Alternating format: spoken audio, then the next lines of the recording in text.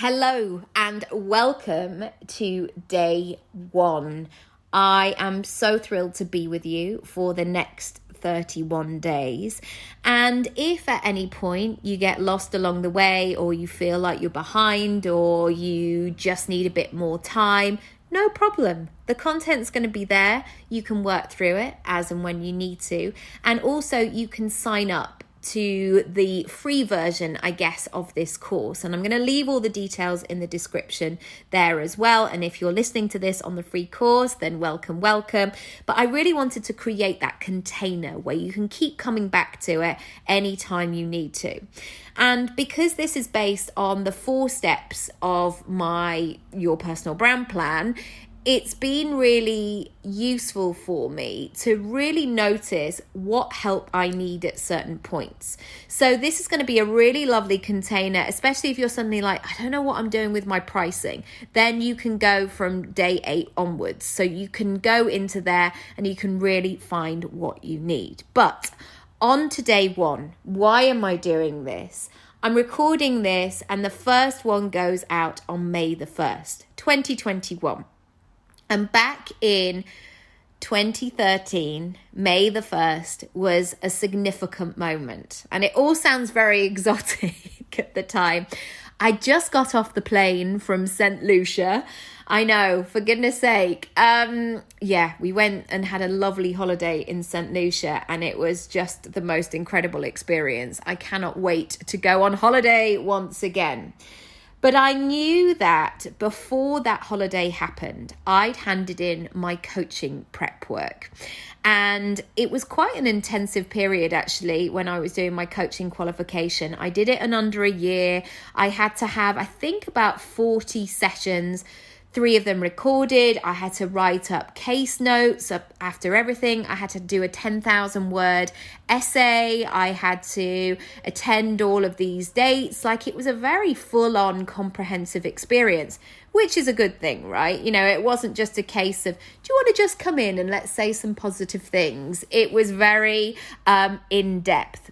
So I knew before I went on holiday that I'd handed in my coaching qualification all in good time. And I knew that it was going to take about 2 weeks, I think it was at the time, for it to come back. So I did my dates, and I knew that when I got home, maybe my result would be there, whether I'd passed or failed. And I got home and we'd had done a night flight, and the way that St. Lucia is, I think they're about 5 hours behind. So I was a bit all over the place, a bit kind of jet lagged and all of this sort of stuff. And I had your parcel was trying to be delivered, but it couldn't be, and it's at the sorting office. So I went immediately. I think maybe I had a shower. I would like to think I had a shower first, and then I went to pick up this coaching qualification. And I passed, and it was such a glorious moment. And actually, it was really lovely to walk back home, clutching this certificate, knowing that I had done all of the things. And this was such a point, and this is why I'm starting with this story. 8 years ago, I was at a point where I was really interested in terms of where my life was going next. So I think I was 32 at the time, and I was at the place, or 31 at the time. I was at the place where I was going, what next? And this is when I was really starting to plan out my personal brand. And I invite you to do the same. So as our first exercise together, I want you to think about, it's like that TikTok song, where you at, where you're from. Oh gosh, I've never felt more of a 39-year-old woman. I want you to check in and go, where are you at, and what is going on for you right now? And I think I realized that this was a turning point for me when I held that certificate, because suddenly I felt like I opened a new door of possibility. And I think what can happen when we are trying to do all of the things, and especially after the last couple of years and everything that's been going on, our default settings can become overwhelmed, tired, up to our eyes and things, all the things to all the people, feeling stuck, doing the same things, ticking off our, this is all just giving me anxiety just thinking about it, going through our emails, another load of washing needs to go, a child needs something else, we need to phone a family member, whatever it might be. And we can get stuck in that hamster wheel. And this was the really lovely moment where I felt connected again with possibility. Now, I didn't know what I was going to do with that. And actually, the online world back in 2013 was not what it is now. And I felt almost that I had got a certification in something a bit underground and a bit gangster, which is so silly because it's about self-development. But I assure you, it felt really peculiar at the time.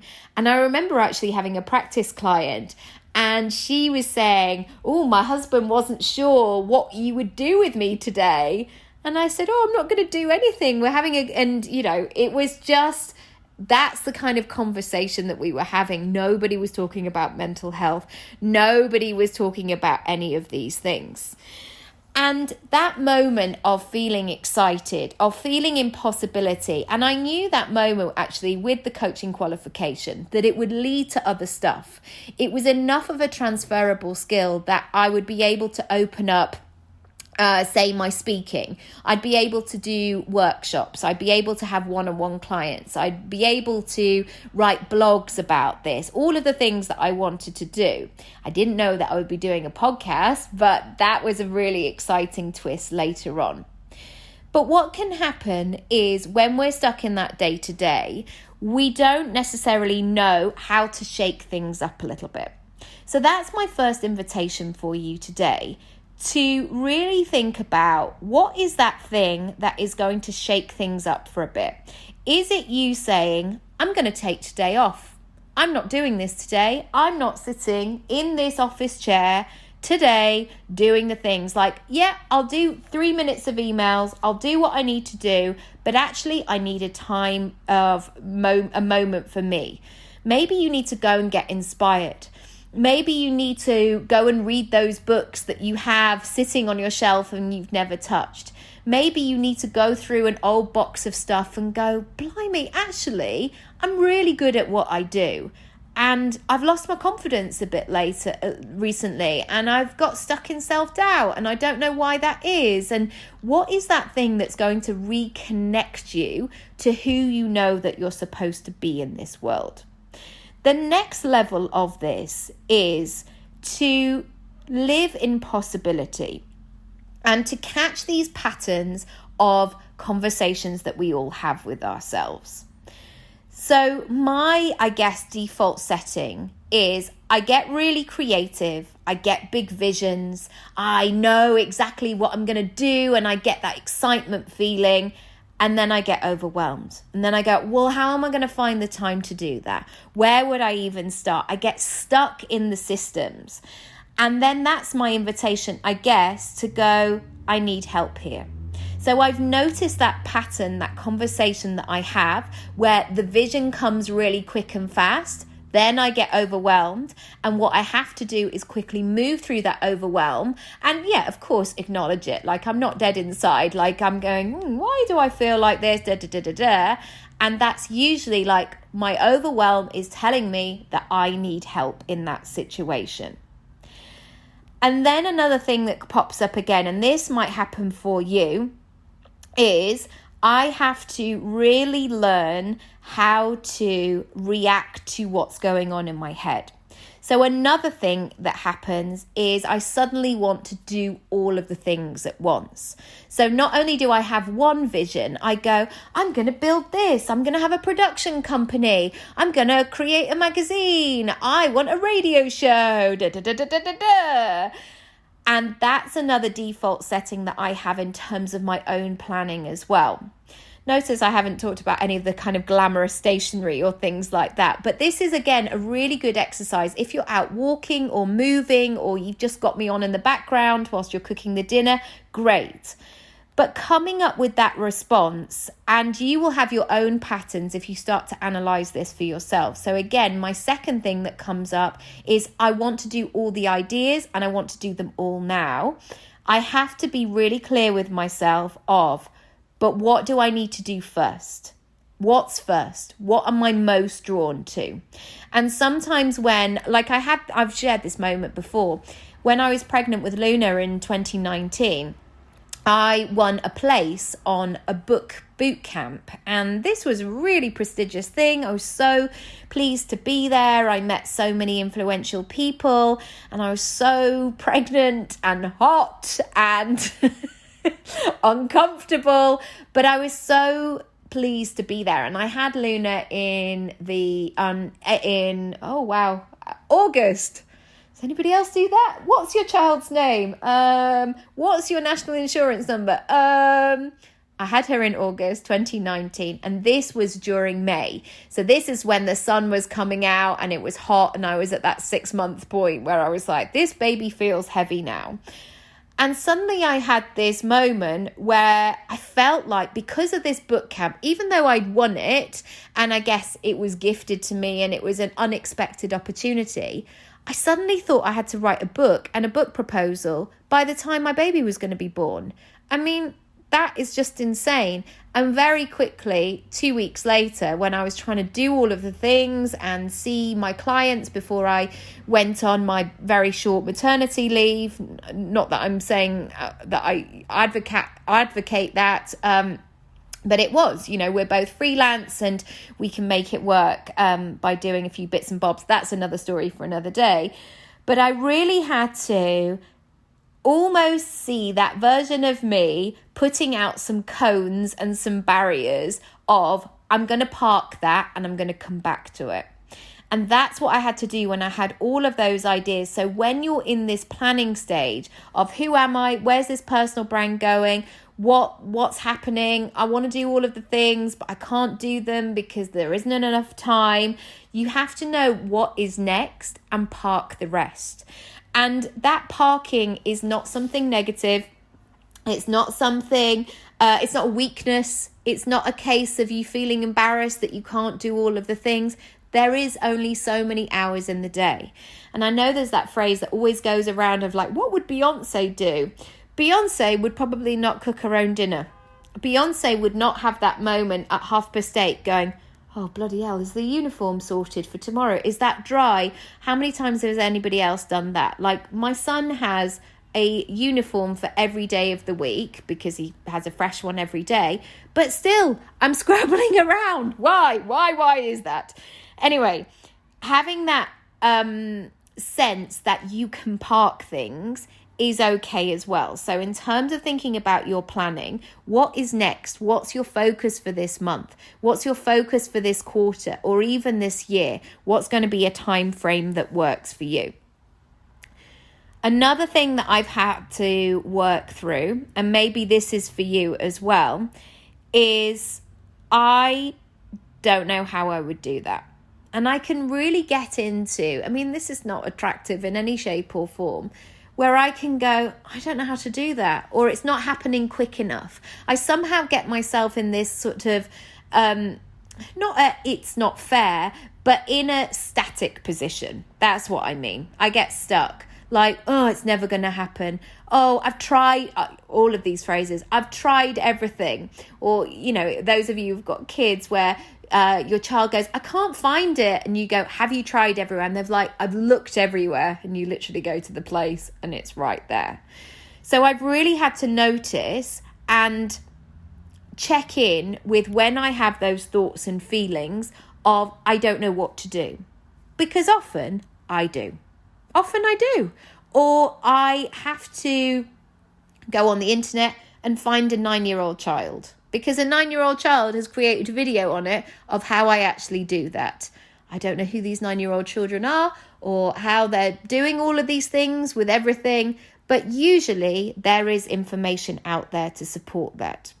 So what I need to do is go back to the phrase, everything is figure-outable, which Marie Forleo coined many, many years ago, and go to the point of betting on myself. And this has been a really big journey in terms of planning for my career, planning for the next phases of my personal brand, working on that muscle of myself that I will figure it out. I certainly learned that when I invested really heavily in coaching last year, that was a real commitment to myself. Like, I will make those payments and that money will be there and those things will get paid. And it will all be fine because I bet on myself, because I trust myself to be able to make that money. I trust myself to be able to deliver on that promise. I trust myself to be able to put myself up for things in a way, welcome opportunities, and that I will do a good job. But that doesn't just come from hot air of just saying it, of like, I am worthy of abundance and wonderful things. It's really noticing and paying attention to also where my gaps are. Like, if I'm planning for, if I want to do X, Y, and Z this year, I have to reverse engineer that process of going, all right then, so what's missing? What are the things that I need to do? It's like when you were at school, where you would suddenly get the kind of kit list of all the stuff that you would do. I remember I was talking to Oscar about it the other day. We went to Wales in year 6 at school. And I remember it was the longest that I'd been away, I think, with anything but family. And it was Monday to Friday. And the list was endless of all the stuff that you needed. And it was like enough jumpers. They put pants on there, a packed lunch for the bus. You needed some spending money. You needed to be able to have 2 towels, or you know how they kind of do this kit list. And that's how I see planning, is if I go to the end point, like I would be going to Wales, it's like, what are the components? What are the practical things? What are the skills? What's the stuff that I need to pull together? Because otherwise it's just a case of going, I really want to do that. I really want to do that. And I've seen it so often in my acting career as well, where people go, I want to go to drama school, or I want to be on the telly. And my question is, well, when did you last read a script? Are you working on your craft? Are you doing the things that you say that you want to do? And this is certainly really important in terms of your own personal brand. If you're saying, like, I want to speak on stages, have you put together your speaking requirements? Have you put together different keynotes that you can do? If you want to get more clients, have you made it really obvious what you do? Have you got places and ways that you can accept this money? Are you doing a call to action? So this planning, this day one, I know I've talked about it a lot, but this is a real opportunity, an invitation. Wow, there's some traffic going on.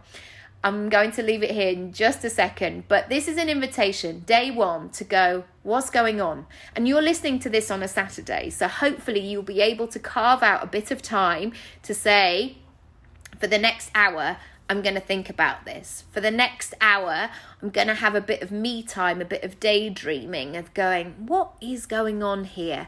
Where do I need support? Or what do I want to do more of? What do I want to stop doing?